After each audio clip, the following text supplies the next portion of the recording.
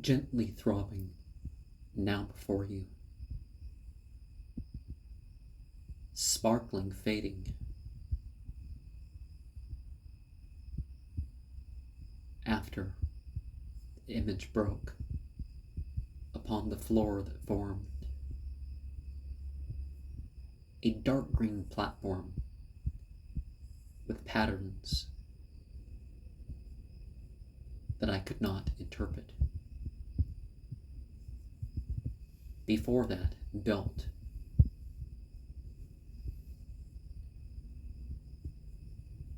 like a disc atop a pole, with the blue columns of light shining down, spun around clockwise.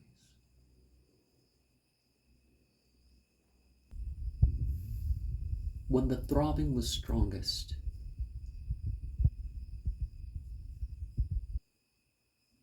the analgesic euphoria moved up and down me, relieving all stiffness.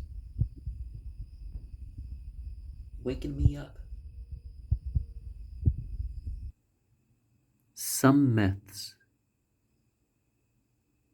regard subjects to connect to the objects. Some myths tell you which objects to use in certain circumstances. In the Bible and some other places, some things were forbidden for certain use, not because of material qualities, but because of their connection to other cults.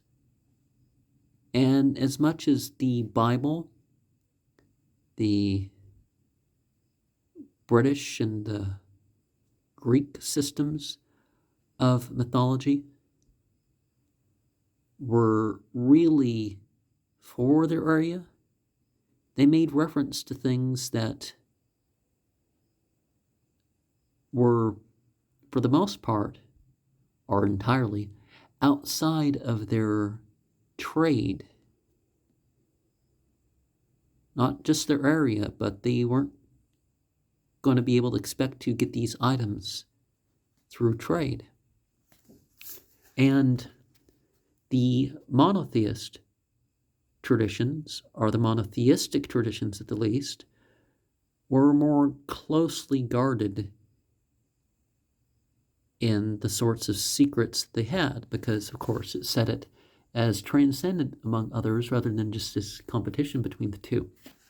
We see how the white goddess, as it's called, was part of a white, blue, red trinity, how certain forms changed over time, the use of the sacred stones to mark and all that. Like the Grimorium Verum, which isn't mentioned here. I'm not sure if he had any awareness of it, but doesn't it talk like the superiors or the top powers or whatever you want to call them, Ashtaroth and Lucifer and Beelzebub, the white turned, part black and stuff too. So you see that sort of grouping mixed, as you could say. Perhaps the red goes away, but you're identifying towards, and the blue drawing closer.